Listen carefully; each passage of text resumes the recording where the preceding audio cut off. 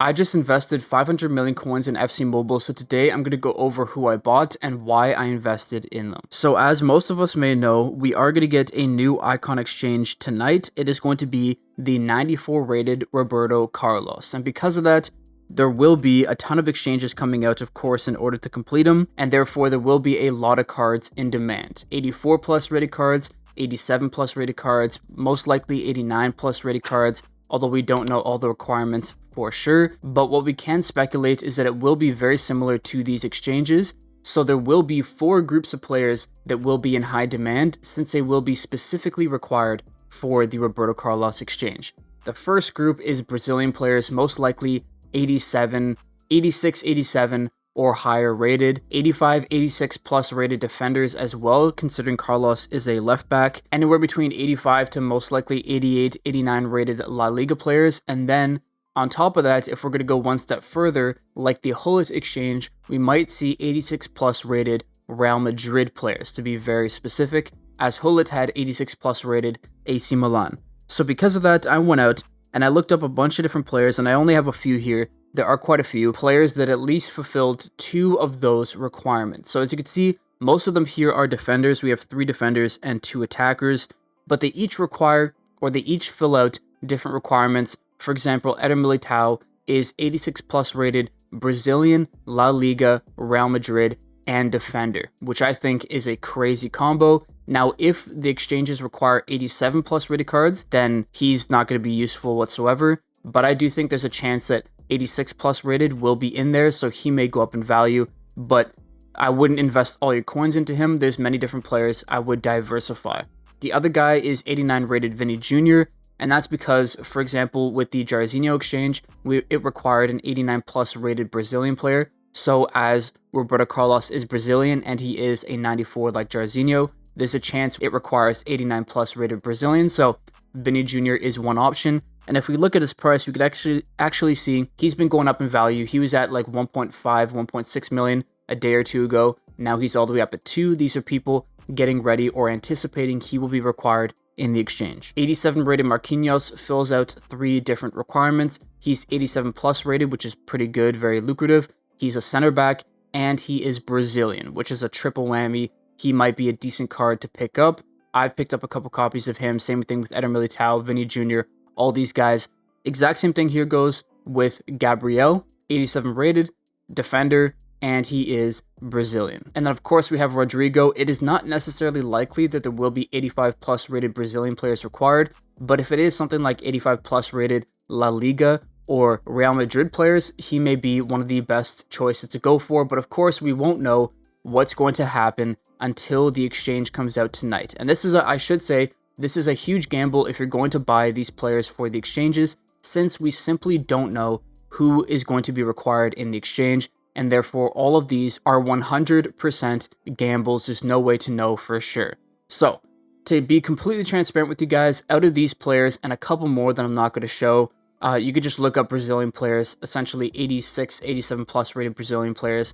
I've invested roughly 300 to 350 million in just these players alone for the Roberto Carlos SBC, or exchange rather, and I do believe they will do well because I do think he's probably going to become the best free left back in the game. I know we had Maldini a little while ago, but Maldini is, I think, a little bit better played as a center back now. Plus he has a prime icon, the 97 rated Team of the Year card, whereas Roberto Carlos's 96 rated card is in high demand, was going for a ton of coins, looks really good in game, and so I think his 94 rated card will be very good as well. I personally am going to get him to put into my team, and I do think a lot of people will as well. So I think all of those players that fit into those categories, defender, Brazilian, La Liga, or potentially Real Madrid, and usually around 86, 87 to 89 rated cards are probably going to be fairly good investments if we're betting on the fact that it will be similar to the Jairzinho and the Hullet exchange. So that is it. That is 350 million coins of the investment. But what is the other 150 million to take my most recent investment all the way up to 500 million? Well, it is in, as you can see here, 91 rated cards. As usual, we are expected to get a 93 to 94 overall exchange coming soon. And usually the requirements for that are 90 to 92, which is why investing in a 91 isn't bad. But there have been some leaks that the new exchange is going to be 94 only. And if it is 94 only, then there's a chance that it's only 91 and 92 rated players that are required instead of 90 to 92. Now, we don't know for sure, but once again, it is a gamble. So what I've done is I've went out and bought 150 million coins worth of 91 rated players. And one example here is Lacazette. I bought them all for about 4.3 to 4.5 million. As you can see, both times that the 93 to 94 exchange came out, they still went up to 5-6 million. So I do think even if the exchange isn't what the leaks are saying, which is it requires a potential 91 to 92, I still think they may go up in value if it's 90 to 92. But if it does happen to be a 94 rated guaranteed exchange and it requires 91 rated players, then these guys might go all the way up to 6 million or more, and we may make a good amount of money. So these are some players that I invested in. I won't say the exact players that I invested in. I just added a couple random people to the watch list, but 91 rated cards might be a decent pickup for the exchange coming soon. And so between those two exchanges, that is how I've invested 500 million coins so far in FC Mobile. I'm hoping to make at least a 100 to 200 million coin profit. I think we could see even a little bit more. I think for people like, if we go over here to the watch list, people like Eder Militao or Marquinhos, if they are required in the exchanges, I think they could like 1.5 times or maybe double in price, which is crazy, but you never know. We'll have to see. I mean, even Eder Militao has been going up a decent amount in value or a decent amount in demand, as people are likely expecting he may be required in the exchange. But at the end of the day, we're going to have to just wait and see because it is all a gamble. One thing I want to point out though, and I want to point this out because it just shows how strong investing in exchanges is right now. The 93 rated or the 95 rated exchange rather that came out recently required 93 rated cards, of course. We've had this every single week, and just on time, just as always, these cards have gone up a decent amount in value. They went from 9 million all the way up to 18 million. So if you invested a couple days ago, you would have doubled your coins simply by buying the cards required for those exchanges. So make sure to keep an eye out for these exchanges. Make sure to keep your eye out on Twitter and whatnot, where a lot of the leaks are happening. Of course, nothing is guaranteed. It's always going to be a bit of a gamble. So invest at your own risk.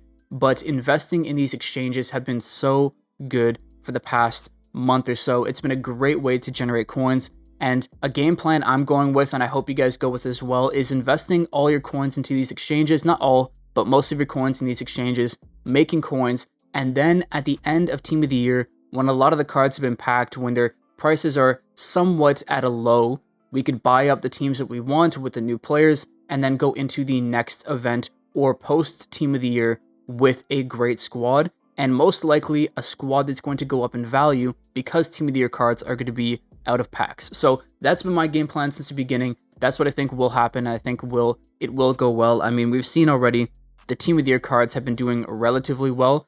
I mean, Ronaldo, Bellingham's up, Mbappe's up. Actually, Bellingham is way down. Holy smokes. Okay, I'm gonna have to look at that later, try to figure out what that's from.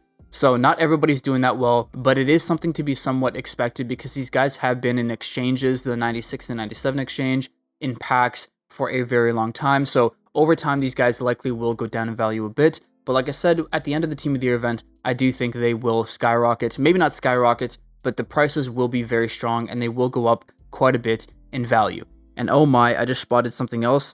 What is going on? I'm gonna have to look into this and talk about it in a later video, but Ronaldo halved in price, which is crazy. But with that being said, that is how I invested 500 million coins. I bought up players for the Roberto Carlos exchange and for the 94 potential exchange that's coming out. So hopefully it pays off. Let me know in the comment section down below if you've invested in these cards as well. And if you think you know, or you do know, why some of these other cards are going down, let me know in the comment section down below. I'd love to hear your thoughts before I think it out myself. But that's all for today. I hope you did enjoy. If you did, please drop a like. If you're new, subscribe. I will see you in the next one. Peace.